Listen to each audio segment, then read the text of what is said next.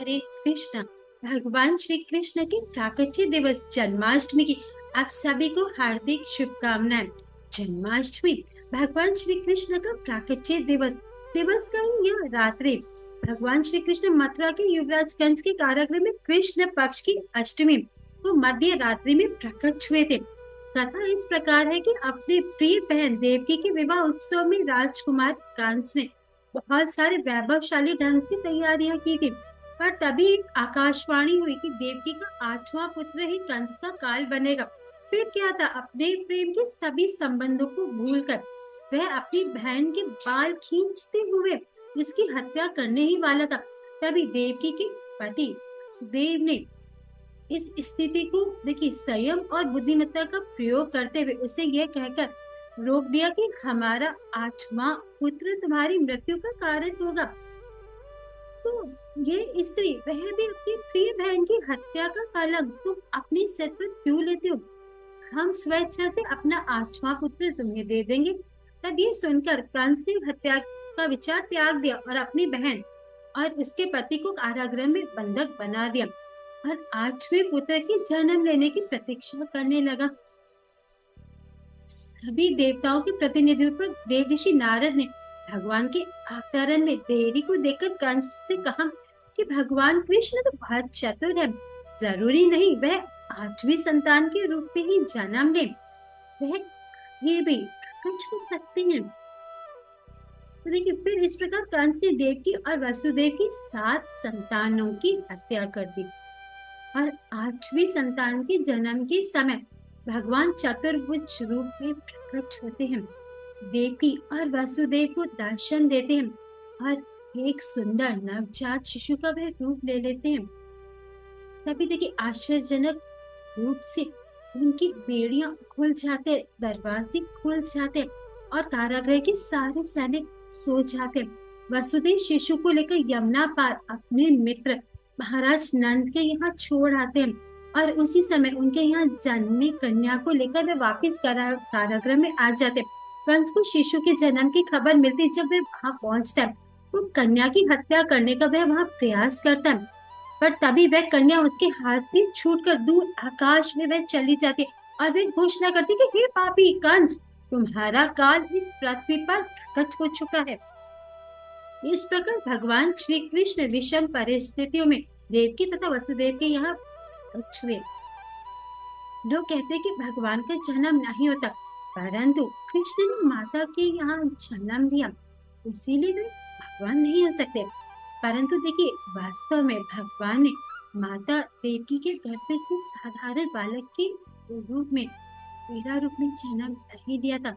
शास्त्रों में वर्णित है कि वह उनके समक्ष चतुर्भुज रूप में प्रकट हुए और फिर एक शिशु का रूप धारण कर लिया।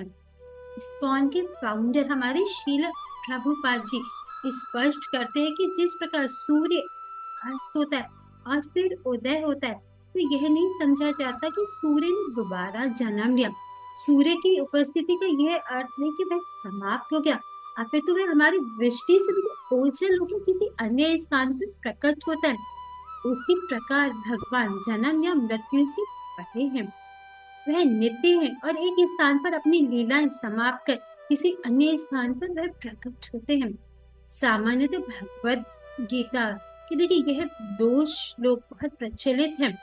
इन 2 श्लोकों में भगवान बताते हैं कि जब भी अधर्म की प्रधानता और धर्म का लोप होने वाला था तो भगवान कृष्ण स्वेच्छा से प्रकट होते। क्यों? उनके प्रकट होने का क्या उद्देश्य होता है? देखिए उद्देश्य होता है साधुओं की रक्षा करने के लिए। भगवान नित्य निरंतर अपने धाम में निवास करते हैं, लेकिन जब भौतिक सृष्टि में वह अवतरित होते हैं तो उन्हें अवतार कहा जाता है। वह भक्तों के उद्धार के लिए तथा दुष्टों का विनाश करने के लिए अवतरित होते हैं। अवतार देखिए कई प्रकार के होते हैं, जैसे पुरुष अवतार, गुरु अवतार, लीला अवतार, मनवंतर अवतार तथा युग अवतार। इन सबका इन ब्रह्मांड में क्रमानुसार अवतरण होता है, किंतु भगवान कृष्ण आदि भगवान है तो समस्त अवतारों के उद्गम है।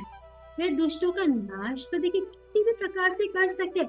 उनके लिए देखिए इसीलिए उन्हें किसी विशेष रूप में अवतरित होने की कोई आवश्यकता नहीं है ना, वो तो भगवान है। भगवान श्री कृष्ण शुद्ध भक्तों की चिंताओं को दूर करके विशेष प्रयोजन से देखिए वे अवतार लेते हैं, जो उनके मूल वृंदावन रूप में देखने के लिए उत्सुक रहते हैं। अतः कृष्ण अवतार का मूल उद्देश्य अपने निष्काम भक्तों को प्रसन्न करना है। देखिए यह तथ्य नहीं है कि केवल भारत की धरती पर ही कृष्ण अवतरित होते, भगवान अवतरित होते। वह कहीं भी किसी भी काल में इच्छा होने पर प्रकट हो सकते हैं। वह प्रत्येक अवतार लेने पर धर्म के विषय में उतना ही कहते हैं जितना कि उस परिस्थिति में जन समुदाय समझ सकता है। लेकिन उद्देश्य एक ही रहता है कि लोगों को ईश भावना भावित करना तथा धार्मिक नियमों के प्रति आज्ञाकारी करना।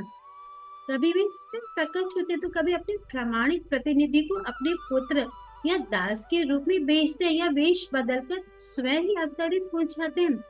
भगवान कृष्ण ब्रह्मा के एक दिन में 7वें मनु के 28वें युग में द्वापर के अंत में प्रकट होते हैं। और इसीलिए हम आती देखिए सौभाग्यशाली कि हमने कलयुग की उस अवधि में जन्म लिया जब भगवान के अप्रकट हुए मात्र 5000 वर्ष ही बीतते हैं। फिर चैतन्य महाप्रभु भी केवल 500 वर्ष पूर्व आकर हमें कृष्ण भक्ति के गूढ़ रहस्यों से परिचित करवा कर गए हैं। तो आइए हम इस जन्माष्टमी पर अपने प्रिय भगवान श्री कृष्ण की प्रसन्नता के लिए ये उत्सव मनाएं और उनके द्वारा दिए गए आदर्श शिक्षाओं को अपने जीवन में भी उतारने का प्रयास करें। आप सभी को जन्माष्टमी की हार्दिक शुभकामनाएं। आज श्री कृष्ण लीला लीला पुरुषोत्तम भगवान श्री कृष्ण ये जो हमारे शील प्रभुपाद की हमारे लिए एक हम कह सकते हैं कि उपहार है। तो इसे जन्माष्टमी में जरूर अपने परिवार के साथ कृष्ण लीलाओं का श्रवण करें, इसे पढ़ें, दूसरों को इसमें से कृष्ण लीलाएं सुनाएं। हरे कृष्ण। उन पुरुषोत्तम भगवान श्री कृष्ण की जय। शील प्रभुपाद की जय। आप सभी भक्तों की जय। देखिए कितनी सुंदर ये पुस्तक है जय शील प्रभुपाद की। उन्होंने हमें इतनी सुंदर सुंदर ग्रंथ दिए हैं जिन्हें पढ़कर हम भगवान श्री कृष्ण की ओर बढ़ सकते हैं, उनसे प्रेम कर सकते हैं, उनकी भक्ति कर सकते हैं। शील प्रभुपाद से जुड़े, इस्कॉन से जुड़े और हमारे ये जो मूवमेंट है उसमें जुड़कर अपना जीवन सफल बनाए। हरे कृष्णा। इस्कॉन से जुड़े, कृष्ण भक्ति पाए। हरि हरि बोल।